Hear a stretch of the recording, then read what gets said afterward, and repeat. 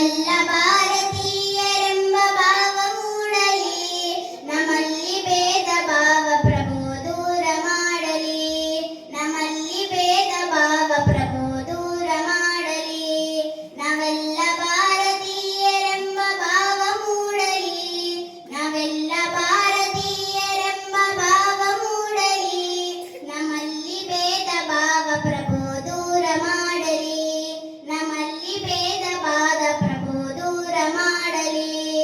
ಒಂದೇ ತೋಟದಲ್ಲಿ ಹಲವು ಬಣ್ಣದ ಹೂಗಳು, ಒಂದೇ ತೋಟದಲ್ಲಿ ಹಲವು ಬಣ್ಣದ ಹೂಗಳು, ಅದರಂತೆ ನಮ್ಮ ದೇಶದಲ್ಲಿ ಹಲವು ಮತಗಳು.